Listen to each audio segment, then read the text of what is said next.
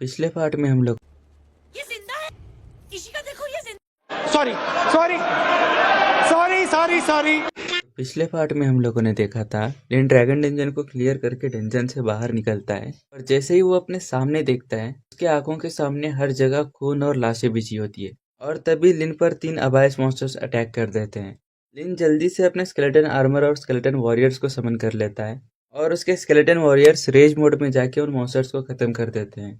लिन पर और भी मॉन्स्टर्स अटैक करते हैं। इससे पहले कि लिन उन पर अटैक कर पाता वो एक दूसरा अटैक आकर उस मॉन्स्टर को लग जाता है और वो मॉन्स्टर मारा जाता है और तभी लिन को एक आवाज सुनाई देती है, भाई जल्दी इधर आओ, जल्दी जल्दी, यहाँ पर हर जगह मॉन्स्टर्स है। और ये लोग कोई और नहीं शिनशिया एम्पायर के लोग हैं जो लिन को प्रोटेक्ट कर रहे हैं। फिर लिन पूछता है यहाँ पर क्या चल रहा है, तो वो वॉरियर बताता है जो अबायस के डीमंस हैं उन्होंने बहुत ज़्यादा नंबर्स में अबायस मॉन्स्टर को रिलीज़ किया है और जो वो अबायस मॉन्स्टर्स है वो अब यहाँ पर अटैक कर रहे हैं। और लिन सोचता है जिस हिसाब से इन लोगों की स्ट्रेंथ है ये आसानी से टेलीपोर्टेशन स्टोन यूज़ करके यहाँ से निकल सकते थे। लगता है ये लोग जो डंजन में फंसे हुए लोग हैं उनको प्रोटेक्ट करने के लिए यहाँ पर रुके हैं। और लिन वाई कंट्री के लोगों की ओर देखता है जो कि बहुत बुरी हालत में होते हैं। फिर जो इस टीम की हीलर होती है वो अपने पास वाले डंजन डिटेक्टर से डंजन को चेक करती है जिसमें अब कोई भी नहीं बचा, इसलिए वो सभी लोग टेलीपोर्टेशन स्टोन का यूज़ करके यहाँ से निकलने की तैयारी करते हैं। पर लिन का प्लान तो कुछ और ही होता है। लिन अपने स्केलेटन आर्मी और साइथ को समन कर लेता है और लिन के स्केलेटन मेज लॉन्ग रेंज से उन मॉन्स्टर पर अटैक करते हैं और लिन के स्केलेटन वॉरियर्स भी बैटलफील्ड ज्वाइन कर लेते हैं। और लिन के स्केलेटन वॉरियर्स को देखकर ये लोग कंप्लीटली शॉक हो जाते हैं। उनमें से एक बोलता है, भाई ये स्केलेटन वॉरियर्स उसके समनिंग से क्या, ये तो कुछ ज्यादा ही खतरनाक है, वो मॉन्स्टर्स तो इसके स्केलेटन के सामने कुछ भी नहीं। फिर तभी लिन इन लोगों को बोलता है मेरे पीछे आ जाओ और ये लोग लिन के पीछे आ जाते हैं बट इन्हें भी पता नहीं होता कि ये लिन के पीछे क्यों आ रहे हैं। फिर लिन बोलता है मैं एक क्राउड अटैक करने जा रहा हूँ तो उसकी आग में तुम भी जल सकते हो इसलिए मेरे पीछे रहो। फिर लिन अपने कॉर्प्स एक्सप्लोजन का यूज करता है और तुम्हें पता है हर बार की तरह एक ही अटैक में सारे मॉन्स्टर खत्म हो जाते हैं और इन मॉन्स्टर्स को मारने की वजह से लिन के 100 मेरिट पॉइंट्स कंप्लीट हो जाते हैं जिसकी वजह से लिन 1 स्टार प्राइवेट बन जाता है। इसलिए लिन को 5 कंट्रीब्यूशन पॉइंट्स और 1000 नॉर्मल पॉइंट्स मिलते हैं। और जो लिन का साइथ होता है वो भी लेवल 3 पर पहुंच जाता है जिसकी वजह से जो उसका स्पिरिट एट्रीब्यूट होता है वो प्लस 300 हो जाता है। और ये देखकर तो लिन और भी ज्यादा जोश में आ जाता है और वो बाकी बचे हुए मॉन्स्टर्स को भी खत्म करने लग जाता है। और लिन की ये परफॉर्मेंस देखकर ये लोग काफी ज्यादा चौंक रहे होते हैं। और हमें थोड़ी देर के बाद का सीन दिखाया जाता है जहाँ पर लिन के मेरिट पॉइंट्स 200 रीच हो जाते हैं जिसकी वजह से वो 2 स्टार प्राइवेट पे प्रमोट हो जाता है और इसीलिए लिन को 1000 पॉइंट्स और 5 कंट्रीब्यूशन पॉइंट्स मिलते हैं। और लिन का जो साइथ होता है वो भी लेवल 4 पर पहुंच जाता है जिसकी वजह से उसकी स्पिरिट एट्रीब्यूट्स प्लस 600 हो जाते हैं। और लिन सभी मॉन्स्टर को मारकर सोच रहा होता है यार सिर्फ 200 ही मॉन्स्टर्स थे और थोड़े होते तो मजा आ जाता। सभी मॉन्स्टर्स को मरा हुआ देख ये लोग राहत की सांस लेते हैं और इन लोगों का जो लीडर होता है वो लिन के सामने आकर खुद को तरीके से फॉर्मली इंट्रोड्यूस करता है। हेलो भाई, मेरा नाम शी शिंग है, मैं लेवल 31 का पैलाडिन हूँ और मैं शियाजिंग एकेडमी से हूँ। और लिन की कम्युनिकेशन स्किल तो तुम्हें पता है, लिन वो you level 23 necromancer from शियाजिंग academy, मतलब 0 कम्युनिकेशन स्किल्स। ये तो थोड़ा रिलेटेबल हो गया। खैर स्टोरी पर वापस आते हैं। तो जैसे ही वो वॉरियर सुनता है कि लिन भी शेजिंग एकेडमी से है वो लिन से पूछ बैठता है, भाई तुम शेजिंग एकेडमी से हो, किस बैच से? और इस पॉइंट पे इस बंदे ने अपनी जिंदगी की सबसे बड़ी मिस्टेक कर दी।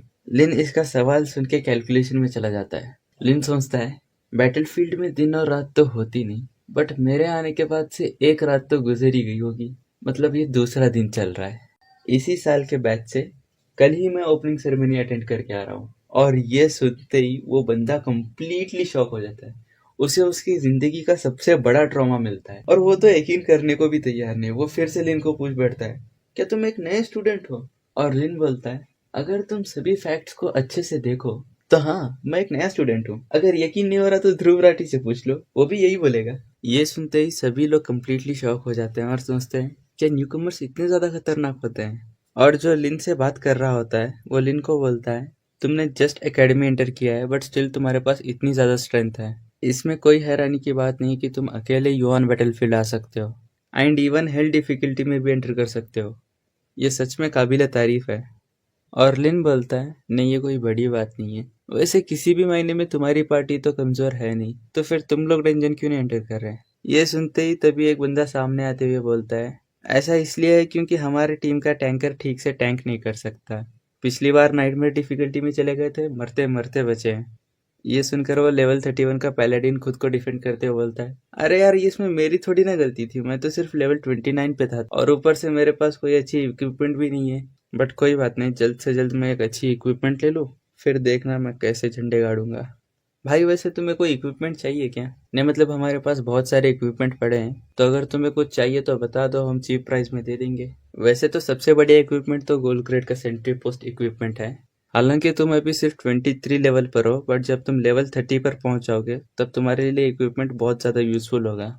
और तभी लिन अपने स्पेस स्टोरेज से सेंट्री सेट निकाल कर बोलता है, भाई तुम इसी सेट के बारे में बात कर रहे थे क्या? और इस सेट को देखकर ये बंदा फिर से शॉक हो जाता है और वो लिन से बोलता है, भाई लिन तुम्हें ये कहाँ से मिला? और लिन बोलता है, बस अभी थोड़ी देर पहले बॉस को मारा था ना, उसी ने दिया है। सच में? मतलब तुम्हें ये gold grade equipment boss master को मारने से मिला है? हाँ। और दूसरा बंदा बोलता है, भाई तुमने सच में हेल डिफिकल्टी को सोलो क्लियर किया है? और लिन बोलता है, ओ ये।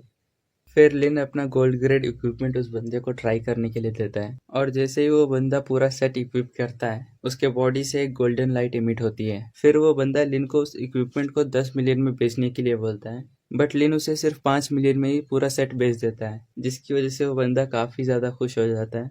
फिर वहाँ से सभी लोग टेलीपोर्ट होकर वापस आ जाते हैं और सीन चेंज होता है और हमें एक अबैस डीमन को दिखाया जाता है जो अपने एक सबॉर्डिनेट डीमन से बोलता है, मेरे बहुत सारे डॉग्स मारे गए हैं, जाओ देखो और वहाँ पर क्या हो रहा है।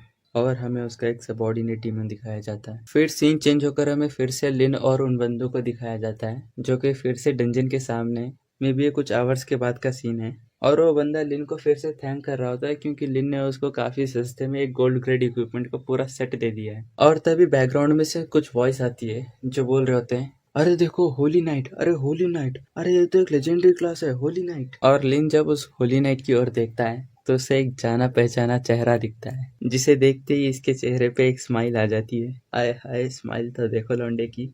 और इतना ही नहीं, लिन सामने से जाकर उसे बात कराता है और बोलता है, वाह क्या कोइंसिडेंस है। और लिन को देखते ही कैसी बोलती है, मोयू तुम भी यहीं पर हो? और लिन बोलता है, हाँ बस मुझे एक टास्क मिला था वही कंप्लीट करने आया हूँ। सच में? मैं भी अपना टास्क ही कंप्लीट करने आई हूँ। रुको मुझे गेस करने तो, तुम्हारा टास्क क्या हो सकता है? तुम्हारा टास्क ड्रैगन रेस से रिलेटेड है ना? Like something dragon horn collect करना? नहीं नहीं नहीं रुको, वो तो तुम्हारे लिए बहुत आसान होगा, रुको सोचने दो। तुम्हारा टास्क ड्रैगन कोर को कलेक्ट करना है जो कि सिर्फ बॉस ड्रॉप करता है ना? और लिन बोलता है, और कैसी बोलती है, अरे मेरा टास्क भी यही है। और तभी जो होली नाइट होता है वो केसी के पास आकर बोलता है, केसी ये कौन है? और केसी बोलती है, ये मेरा फ्रेंड है। और ये एक दूसरे को इंट्रोड्यूस करते हैं।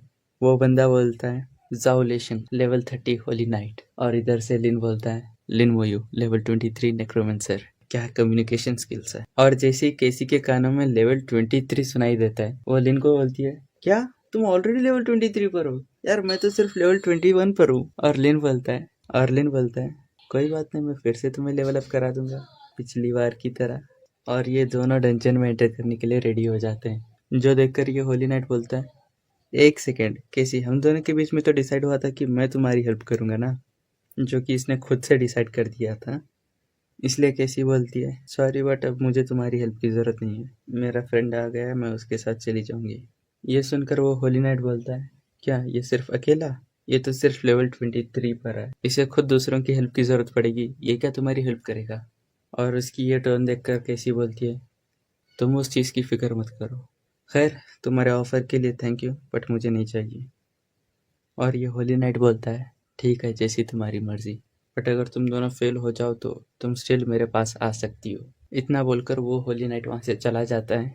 और कैसी लिन से पूछती है, तो लिन इस बार हम कौन सी डिफ़िकल्टी एंटर करने वाले हैं, नॉर्मल या नाइटमेयर?